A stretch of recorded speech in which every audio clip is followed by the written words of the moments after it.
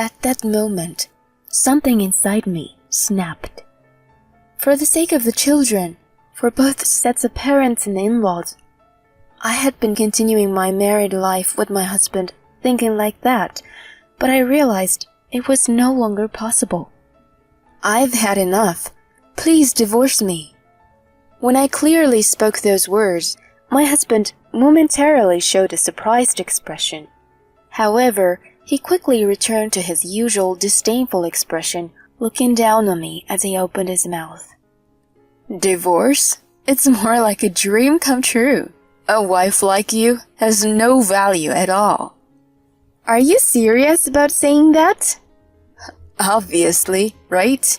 Oh, by the way, you'll be the one supporting the kids on the edge of a cliff. I won't pay child support." "Fine, I understand." I readily agreed to my husband's request and left the house. Divorcing my husband and raising 2 children as a single woman, under normal circumstances, might be unsettling, but I was confident. I believed that leaving the house would lead to greater happiness. I could do anything for the sake of my children. And that arrogant husband of mine, he will eventually fall into hell. I am going to punish him severely for all the times he has done whatever he wanted to do. My name is Kira Peterson, and I'm 34 years old. I work for a major furniture manufacturer and am a part-time housewife, also a mother to 5-year-old and a 3-year-old. I am a part of a family of 4, including my husband and 2 daughters, currently living in our apartment. I married my husband, Brian, 6 years ago when I was 28. Immediately after marriage, I became pregnant, giving birth to my daughters at the ages of 29 and 31. While raising them was challenging, those days were fulfilling as I could feel the cuteness of my own children. 2 years ago, when our second daughter, Julia, turned 1 year old, I returned to work. Balancing childcare and work, I aimed to do my best. Just as I was thinking that, things took an unexpected turn. Due to my return to work, the time spent at home significantly decreased, leading to a reduction in the time available for household chores. The house became messy, and meals consisted mainly of supermarket ready-made foods. Although my daughters would eat anything and say it was delicious, the problem lay with my husband, Brian. For some reason, Brian strongly opposed to my return to work. Nevertheless, sustaining our 2 daughters solely on his income was close to impossible. Since I earned more, I had to work hard for the sake of my daughters. However, my husband relentlessly blamed me whenever I resumed work. "Why do we have such lazy meals every day?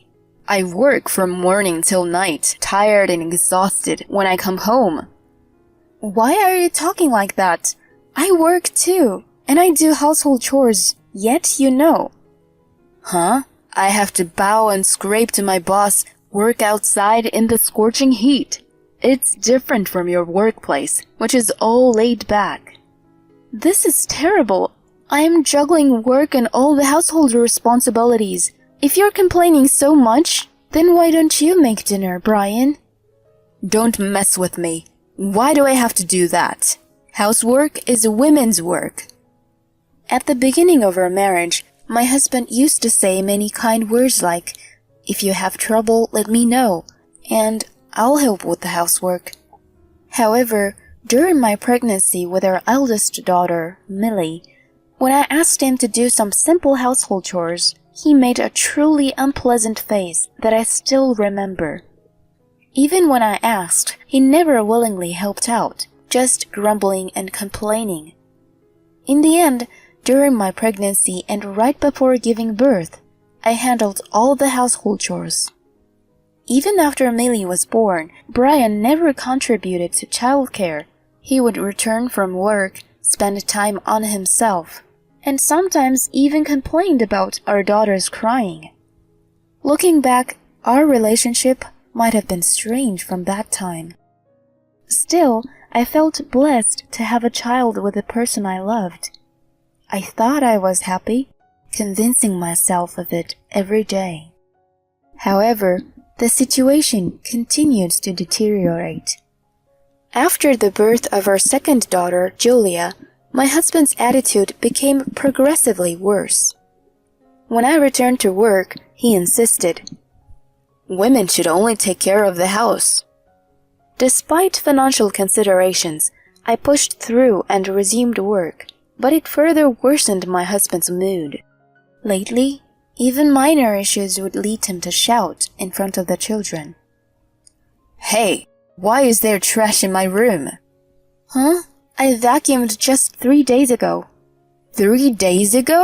Do it every day. You're the one who comes home early and lazes around. I am not lazing around. When I come home, I prepare dinner, give the kids bath. I'm really busy. That's because you have poor housekeeping skills, right? Be stricter with yourself. What if the kids became lazy adults like you? Huh? Not only does he shout, but lately he's been looking down on me more. The daughters may not fully understand the meaning of their father's outbursts, but they can sense the tension between their parents. I asked him again and again, if you want to say something, do it when the children aren't there. But he would not listen to me. In the end, I was scolded and belittled every day. I could only try desperately to hold back my tears so as not to worry my daughters. Time passed, and for the past few months, peace prevailed as my husband had continuous overtime commitments. Still, to avoid complaints, I regularly cleaned his room, and during one vacuuming session, I found something under the bed. This receipt. The receipt that fell out was about 2 days old. It indicated 2 customers and a considerable amount spent. Upon researching the restaurant name on my phone, it turned out to be a high-end French restaurant located a bit away from my husband's workplace. Could it be possible for him to go to such a place with just a colleague? Moreover, 2 days ago, he claimed to be working late and returned home after midnight. If it's just a casual acquaintance, he could have mentioned it. Something is strange. Even though he claims to be working overtime every day and coming home late, could it be that he's cheating on me, hiding it from me? If that's the case, I need to gather evidence carefully. Considering the children, I need to handle this cautiously. The next day, I applied for a half-day off at work and headed to a detective agency in the afternoon. I decided to request a background check on my husband and see how he was doing for the time being.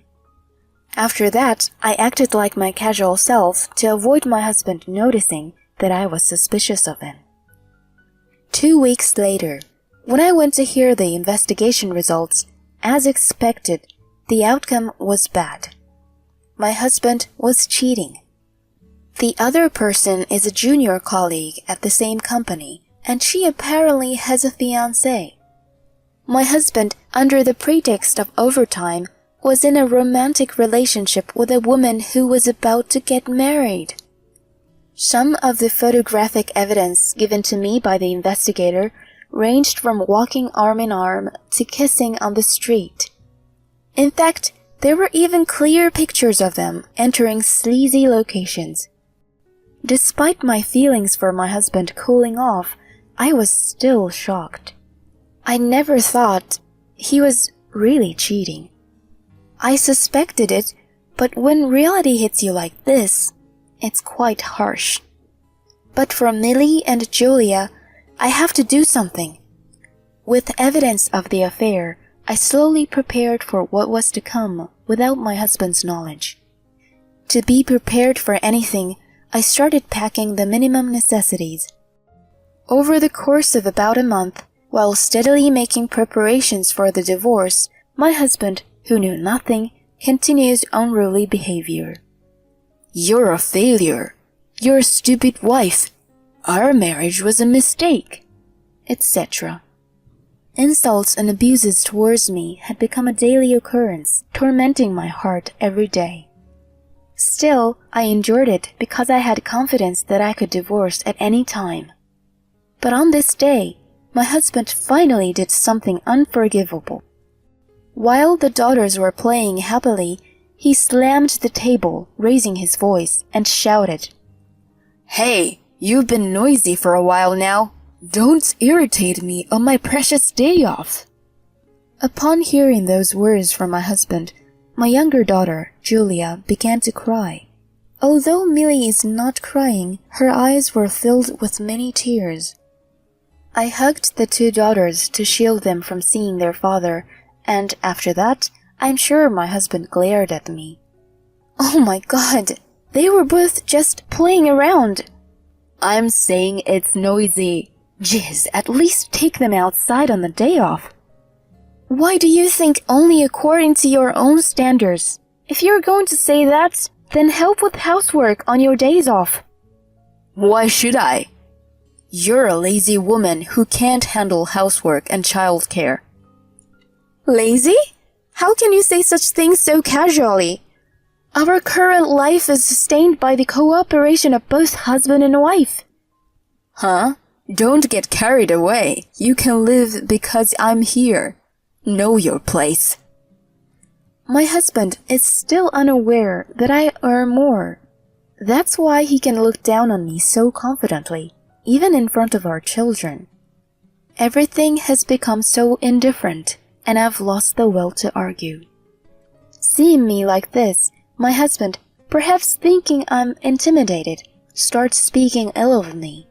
Finally, he says to me, "Marriage with you is a dark history for me. Be grateful that I even married a worthless woman like you, you trash." At the moment, something inside me snapped. For the sake of my children, our parents and in-laws, I had thought that enduring married life with them was the right thing to do. But now I realized it was impossible to continue. If I stayed with this person any longer, I would lose myself. My deterioration would inevitably affect my daughters. I had to end this relationship for good. I've reached my limit. Please, let's get a divorce. When I clearly stated this, Brian looked surprised for a moment. However, he quickly returned to his usual disdainful expression, looking down on me as he opened his mouth. Divorce? It's more like a dream come true. A wife like you is worthless. Is that really what you think? Of course. Oh, by the way, make sure you support the two brats on your own, okay? I won't pay any child support. How can you speak about your own daughters like that? They're just noisy brats, stating the facts. I've never had any affection for them. I see. Understood. Realizing that staying with them any longer wouldn't bring happiness, especially for my daughters, I decided to take action. I grabbed the luggage I had prepared in advance and left the house with my daughters. I handed him the pre-signed divorce papers, and without hesitation, he smoothly filled them out. Divorcing my husband and raising my children alone under normal circumstances would be a cause of concern. However, I was convinced if I left home, I could be happier than I am now. I believed that, for the sake of my children, I could strive for anything. And that arrogant husband of mine would inevitably fall into hell. Just wait and see. I'm going to punish him severely for all the times he's done whatever he wanted to do. Vowing to take more revenge on my husband, I left home with my daughters in tow. On the way, I submitted the divorce papers at the city hall, cutting ties with my husband, and headed to my parents' house. My father and mother were greatly surprised when I returned home with a large suitcase. Hey, what's going on all of a sudden? While my mother put the girls to bed, my father spoke to me. I explained the events with Brian so far in order. In front of my parents, Brian was a good husband, so my father seemed surprised at his true nature. But they soon realized the real meaning of my return to my parents' house. My father looked me straight in the eye and said clearly, "So, I just need to take care of the paperwork." "Yeah, I want you to prepare the documents." "Got it. I'll start on it tomorrow." Actually, the apartment where we as a couple had been living was one of my father's properties. Although it was technically rented under Brian's name, my father had been covering the rent, and we were living there rent-free. However, there was no point in continuing to bear the rent for a man who was neglecting his family due to infidelity.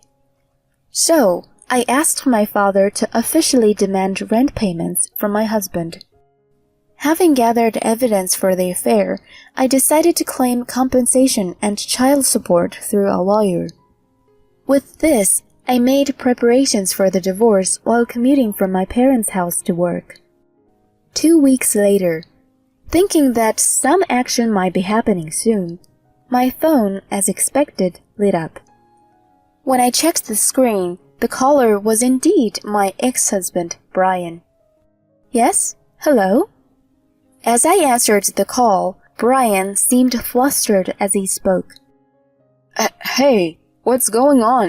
I received some weird documents, something about compensation." "Ah, it seems they arrived safely. That's the compensation for your affair, you know." "What? I didn't cheat or anything." "Just so you know, the evidence is already gathered, so there's no escaping from it. And soon you'll receive another set of documents." "Huh? Another set of documents?" "You haven't forgotten, have you? Starting from now, you'll be responsible for paying the rent for that room." "What?" From Brian's reaction, it seemed he hadn't realized it. He asked me with a raised voice, "Wait a minute, rent? The house was given to us by your father." "That's not true, right? My father just lent it to us out of goodwill." So, as long as I stay in this house, I have to pay the rent?" "That's right. I assume you understand, but considering the good location and relatively recent construction, the rent isn't cheap. Can you afford it with your salary?" "Is it really that high?" Brian, perhaps after checking the market on his phone, lamented in the background. "There's no way I can afford this." It seemed that he had finally realized his situation, and in a desperate tone, he began pleading. "I'm breaking up with my mistress, so come back to me. Let's start over again." Desperately seeking help, he pleaded, but I firmly rejected him. "Start over? Don't be ridiculous. After all the hurt you caused me and our daughters? How dare you say such things? Do you truly understand what you've done? I can't forgive you for neglecting our family more than any affair." Well, I'm sorry. I apologize, so please." "Huh? What value does your apology have now? Regardless of words you say, nothing resonates anymore. I have no intention of restarting anything with you as a couple." We were at least a married couple, a family, right?" "Who said to our daughters, I've never had any affection for them?" I became resolute with those words. "You have no qualifications to be a father. You're also a bad influence on our daughters. Never involve yourself with us again." Emotions exploded, and towards the end, I think my voice trembled. Even so, I decisively hung up the phone. Later, Brian apparently moved out of the apartment and into another. Unfortunately, his relationship was exposed to his mistress's fiancé, and he faced another compensation claim. Ironically, the woman involved in the affair chose to reconcile with her fiancé, not Brian. All that remained for Brian was compensation for 2 people and child support until our daughters reached adulthood. It's probably a matter of time before his affair is exposed at work. It's almost impossible for him to continue his carefree lifestyle. Even so, I feel no sympathy. I hope he suffers as much as possible from now on. On the other hand, I am happily spending my days with my daughters with the support of my parents at home. The commute takes a bit of time, but there's nothing more reassuring than the support of my parents. My parents greet my daughters with smiles every day. The smiles of my daughters are increasing, and I am convinced that my choice was not wrong. I am grateful to my parents for welcoming us so warmly, and I want to continue pouring lots of love into my daughters in the future.